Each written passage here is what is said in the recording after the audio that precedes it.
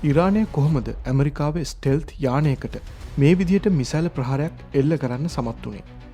සාමාන්‍යයෙන් වර්තමාන යුද්ධවලදී ප්‍රධාන වශයෙන් භාවිතා කරන නවීන ගුවන්යානා නාශක මිසයිල වර්ග දෙකක් තියෙනවා.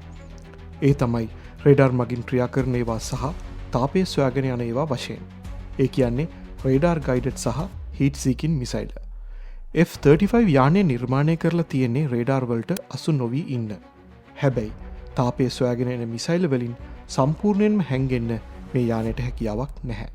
අද බ්ලැක් බොක්ස් රෙකෝඩ්ස් තුලින් සජීවීකරණය වෙන්නේ ඩොලර් මිලියන ගණනක් වටින ඇමරිකානු F-35 යානයකට ඉරානය කොහොමද මේ පුංචි තාක්ෂණික කාරණය පාවිච්චි කරලා පහර දුන්නේ කියලා. රහස තියෙන්නේ මේ යානයේ තියෙන ලොකුම දුර්වලතාවයක. ඒ තමයි යානයේ එන්ජිමෙන් පිටවෙන තාපය නැත්නම් හීට් සිග්නේචර් එක. F-35 යානය නිර්මාණය කරලා තියෙන තාක්ෂණය, එහි පිටත ඇති විශේෂ ආලේපනය, රේඩාර් තරංග උරාගන්නා ද්‍රව්‍ය නිසා සාමාන්‍ය රේඩාර් වලට ඒක පේන්නේ නැති තරම්. ඒක කොච්චර පොඩියටද පේන්නේ කියලා කියනවා නම් ලොකු යානයක් රේඩාර් එකේ පේන්නේ කුඩා කුරුල්ලෙක් වගේ. ඒ කියන්නේ F-35 යානයක රේඩාර් ක්‍රොස් සෙක්ෂන් එක ගොඩක් පොඩි. හැබැයි මේ යානය වැඩ කරන්නේ ලෝකෙ තියෙන බලවත්ම ගුවන්යානා එන්ජිමක් වන ප්‍රැට් ඇන්ඩ් විට්නි එන්ජිමක් මගින්. F-35 යානය රේඩාර් එක මගහරින්න උපරිම තාක්ෂණය යොදාගෙන තිබුණත් ස්ටෙල්ත් කියන එකේ තේරුම ඒක සම්පූර්ණයෙන්ම නොපෙනී යනවා කියන එක නම් නෙවෙයි. මේ එන්ජිමෙන් විශාල තාපයක් පිට වෙනවා. රේඩාර් පාවිච්චි කරනවා වෙනුවට නවීන ගුවන් ආරක්ෂක පද්ධති දැන් පාවිච්චි කරන්නේ ඉන්ෆ්‍රාරෙඩ් සර්ච් ඇන්ඩ් ට්‍රැක් කියන සිස්ටම්ස්. ප්‍රතිඵලය තමයි මේ වගේ කෙටි දුර තාපය සොයා යන මිසයිල. මේ මිසයිලේ සෙන්සර් අහසේ තාප විචලනයන් ගැන විපරම් කරනවා. රේඩාර් ගයිඩඩ් මිසයිල වගේ මේ හීට් සීකින් මිසයිල කිසිම ශක්තියක් පිට කරන්නේ නැහැ. ඒ නිසා රේඩාර් එකකින් යානය ඉලක්ක කරනවා වගේ ගොඩක් දුර තියා පයිලට්ට අනතුරු ඇඟවීමක් ලැබෙන්නේ නැහැ. ඉතින් මිසයිලේ යානය ඉලක්ක කරගත්තේ කොහොමද? පයිලට් එකෙන් ගැලවෙන්න හැකියාවක් ලැබුණේ කොහොමද?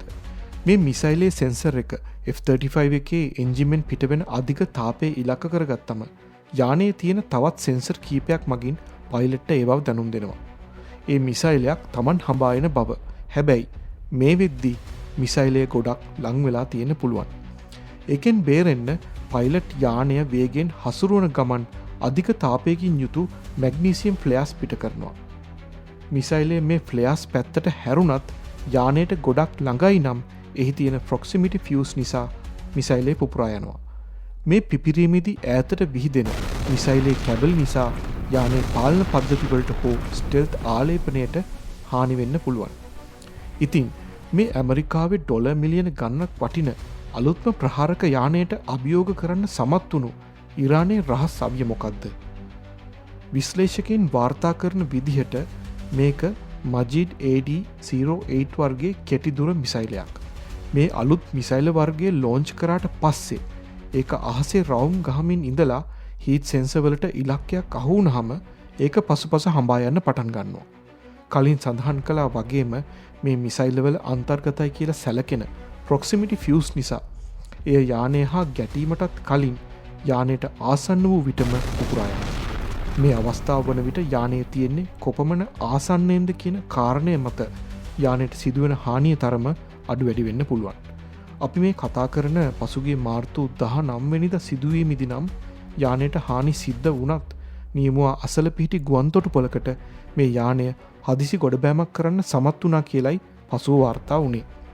මේ මිසයිලේ ඉන්ෆ්‍රාරෙඩ් තාක්ෂණයෙන් ක්‍රියා කරන නිසා ඒවා මගහරින්න F-35 යානයේ ස්ටෙල්ත් හැකියාවෙන් වැඩක් වෙන්නේ නැහැ කියන එක නම් සනාථ වුණා. මේ සිද්ධිය නිසා ලෝකයේ තිබුණු තවත් මතයක් බිඳ වැටුණා. ඒ තමයි ස්ටෙල්ත් යානාවලට ඕනෑම තැනක බය නැතුව යන්න පුළුවන් කියන කාරණය. අද වීඩියෝ එක ගැන ඔයාලගේ අදහස් වගේම මේ සිදුවීම ගැන ඔයාලගේ අදහසුත් කමෙන්ට් කරගෙන යන්න. මේ වගේ තවත් කුතුහලයේ පිරුණු සිදුවීමක් එක්ක අපි නැවත හමු වෙමු. මේ බ්ලැක් බොක්ස් රෙකෝඩ්ස්